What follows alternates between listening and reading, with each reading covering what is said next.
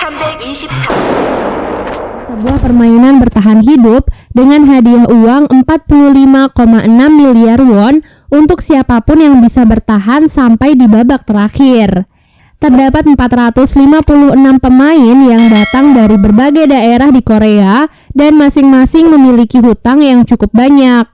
Oleh sebab itulah, dalam permainan itu mereka rela melakukan apapun agar bisa bertahan dan mendapatkan hadiahnya. Sebelum kita ke alur ceritanya, jangan lupa untuk like, komen, subscribe, dan nyalakan loncengnya ya. Tanpa berlama-lama lagi, yuk langsung aja kita ke alur ceritanya. Film diawali dengan diperlihatkan seorang duda bernama Gi-hun. Ia bekerja serabutan dan menjadi beban bagi ibunya yang sudah tua. Karena hal itu juga, istrinya meninggalkannya dan menikah dengan lelaki lain.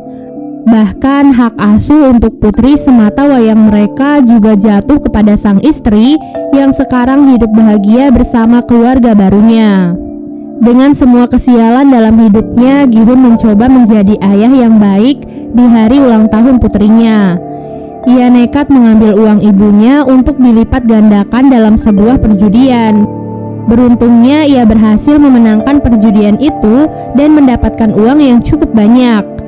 Namun begitu keluar dari arena perjudian, ia langsung dikejar oleh para rentenir yang ingin menagih hutang pada Gi-hun.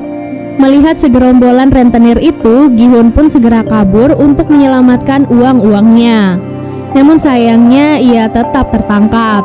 Ia dan akan membayar separuh hutangnya dengan hasil kemenangannya hari ini. Namun saat ia memeriksa uangnya, ternyata semua uangnya telah hilang. Jadi saat proses pengejaran sebelumnya, ia sempat menabrak seorang gadis yang ternyata gadis itu telah mencuri semua uangnya. Nah, karena tak bisa membayar hutang, rentenir itu pun memaksa Gi-hun untuk menandatangani sebuah kontrak yang berisi bahwa jika Gi-hun tak bisa membayar hutangnya dalam waktu dekat, maka diambil dan dijual oleh si rentenir. Semua kesialan hidupnya membuat ia frustasi karena di hari ulang tahun putrinya ia tak bisa membelikan makanan yang enak serta hadiah yang indah. Ia merasa telah gagal menjadi ayah yang baik untuk putrinya. Kini dalam hidupnya yang tersisa hanyalah kemalangan serta hutang yang tak akan sanggup ia bayar. Di tengah keputusasaannya itu, Gi-hun pun mendapatkan secercah harapan. Saat itu seorang pemuda memberikannya sebuah tiket masuk ke dalam sebuah permainan. Pemuda itu berkata bahwa jika Gi-hun berhasil menyelesaikan permainan di sana, maka ia akan mendapatkan uang yang sangat banyak.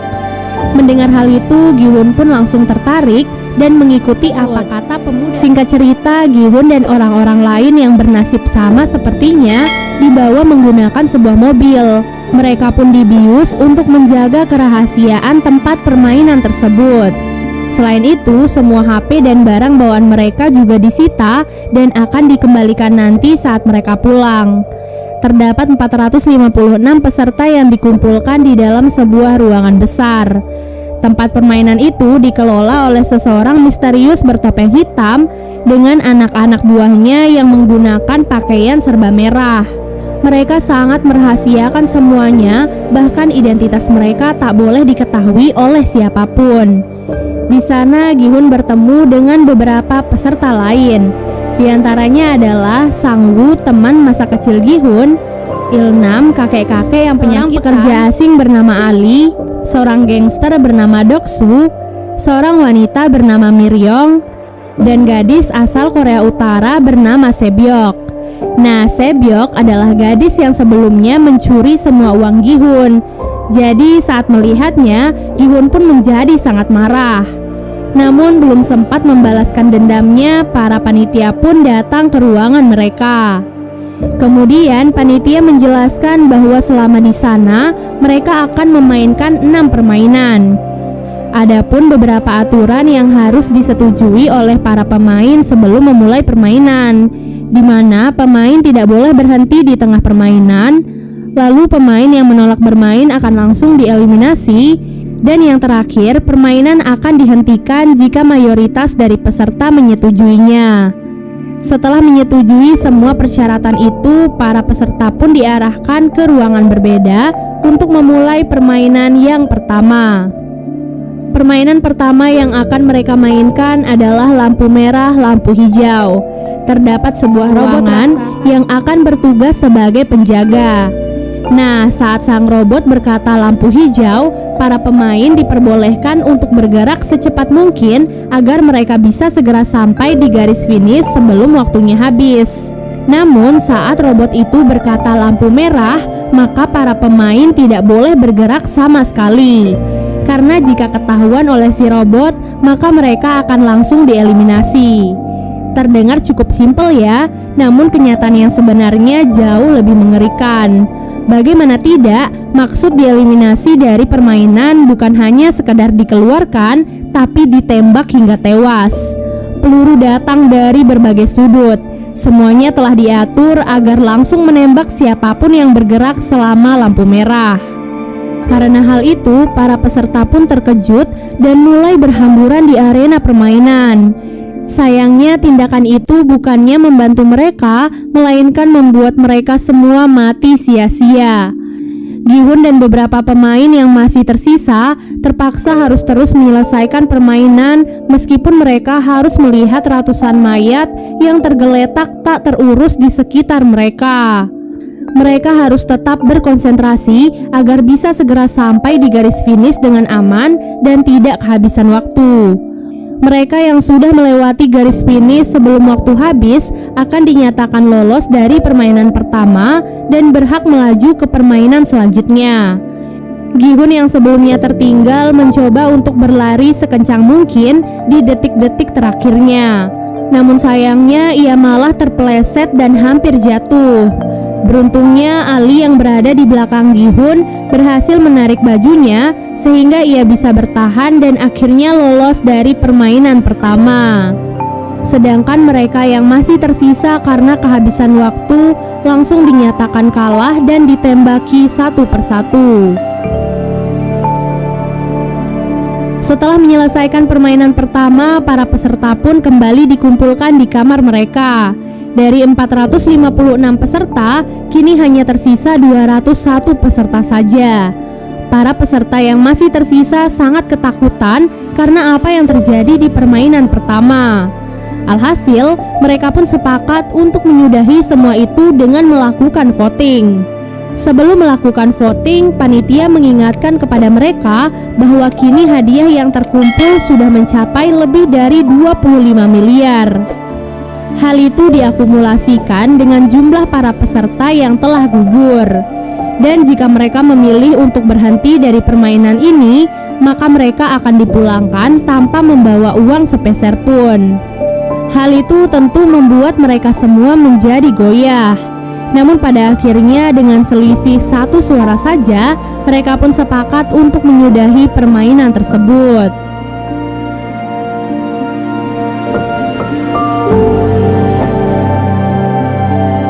Setelah kesepakatan itu, para peserta pun akhirnya dipulangkan kembali ke daerah mereka masing-masing. Keesokan harinya, Gi-hun memutuskan untuk pergi ke kantor polisi dan melaporkan sindikat permainan yang kejam sebelumnya. Ia pun menceritakan semua kejadiannya sejak awal mereka dibawa sampai kembali dipulangkan. Polisi yang mendengar semua ceritanya hanya bisa tertawa. Kemudian Gi-hun pun yang sebelumnya ia dapatkan dari pemuda misterius sebelumnya. Di sana terdapat sebuah nomor telepon yang bisa dihubungi. Namun ketika si polisi mencoba mengkonfirmasi nomor itu, yang mengangkatnya malah seorang wanita biasa. Hal itu pun membuat polisi marah kepada Gi-hun dan menganggapnya telah gila. Tak lama kemudian seorang polisi bernama Junho baru saja tiba di kantor polisi tersebut. Entah apa alasannya, ia terlihat tertarik dengan tiket permainan yang dibawa oleh Gi-hun. Ia bahkan meminta identitas Gi-hun pada para polisi yang mendengarkan cerita Gi-hun sebelumnya. Junho sepertinya mengetahui sesuatu yang janggal dari permainan tersebut. Tak disangka ia juga memiliki tiket yang sama persis dengan milik Gi-hun. Tiket itu diketahui milik kakaknya yang sudah lama menghilang. Junho pun merasa bahwa kakaknya pasti ada di tempat permainan tersebut. Di tempat lainnya, Gi-hun yang pulang ke rumahnya merasa kebingungan mencari ibunya. Ternyata ibu Gi-hun saat ini dirawat di rumah sakit karena menderita penyakit diabetes akut. Bahkan dokter menyarankan kepadanya untuk segera melakukan operasi. Namun sang ibu justru memilih untuk pulang karena tak sanggup membayar biaya pengobatan di rumah sakit. Hal itu pun membuat Gi-hun sedih dan kecewa pada dirinya sendiri. Ia bahkan nekat meminjam uang pada mantan istrinya demi bisa membayar biaya pengobatan ibunya. Namun yang ia dapatkan malah hinaan dari suami baru mantan istrinya yang juga bahkan melarangnya untuk mendekati putri kandungnya sendiri.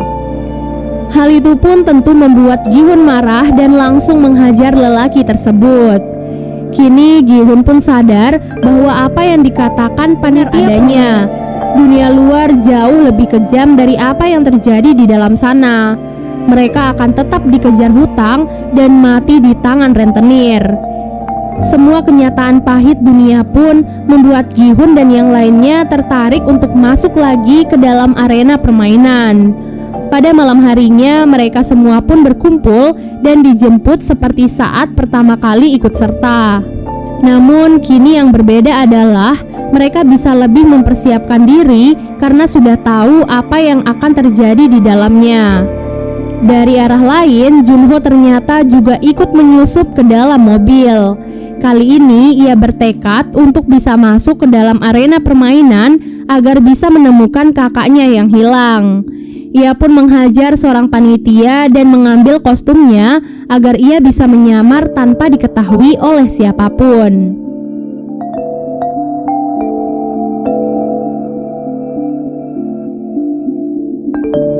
Seperti biasanya, para peserta pun kembali dikumpulkan dalam sebuah ruangan besar. Namun tak diduga ada beberapa dari mereka kali ini datang dengan persiapan, yaitu membawa sebuah senjata atau barang-barang kecil yang mereka perlukan. Dari 201 peserta awal, kini tersisa 187 orang yang memutuskan untuk ikut serta kembali. Yang berarti hadiahnya juga semakin bertambah. Di waktu yang sama, Junho yang kebingungan juga kini harus menyamar menjadi panitia di dalam aula permainan tersebut.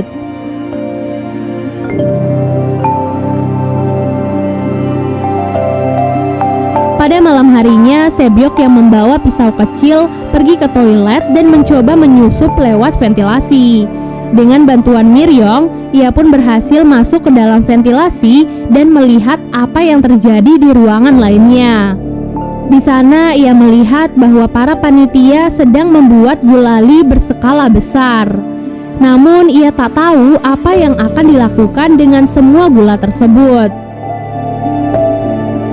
Keesokan harinya para peserta pun bersiap dan dikumpulkan untuk memainkan permainan yang kedua. Sebelum memulai permainan, Sang Woo bertanya kepada Sebyok tentang apa yang ia lihat kemarin malam. Ia pun berkata bahwa permainan kali ini pasti merupakan permainan masa kecilnya. Sedangkan Sebyok yang berasal dari Korea Utara pasti akan kesulitan. Oleh sebab itu, Sebyok pun memberitahunya bahwa ia melihat para panitia membuat gulali. Setelah mendengar hal itu, Sang Woo pun langsung teringat akan permainan masa kecilnya, di mana terdapat lelehan gula yang diberikan dalam bentuk yang berbeda-beda. Tugas mereka adalah mengikis gula tersebut sesuai dengan bentuknya. Itulah mengapa ia sengaja mengambil bentuk segitiga karena merupakan bentuk yang paling mudah. Namun anehnya, Sang Woo tidak memberitahu teman-teman terdekatnya tentang hal itu dan malah membiarkan mereka memilih bentuk-bentuk yang sulit. Seperti contohnya Gi-hun mengambil bentuk payung dan kakek Ilna mengambil bentuk bintang. Memiliki waktu 10 menit untuk menyelesaikan permainan kali ini. Bagi peserta yang gagal membuat bentuk yang sesuai, maka mereka akan langsung dieliminasi atau ditembak. Hal itu pun membuat para peserta yang lain panik dan semakin ketakutan. Mereka semua berusaha sekeras mungkin untuk mendapatkan pola yang diinginkan. Kemudian terlihat Miryong yang memanfaatkan korek apinya untuk memanaskan jarum agar gulali itu bisa lebih mudah untuk dilelehkan. Peserta yang mengambil bentuk mudah satu persatu mulai berhasil menyelesaikan misi dengan aman.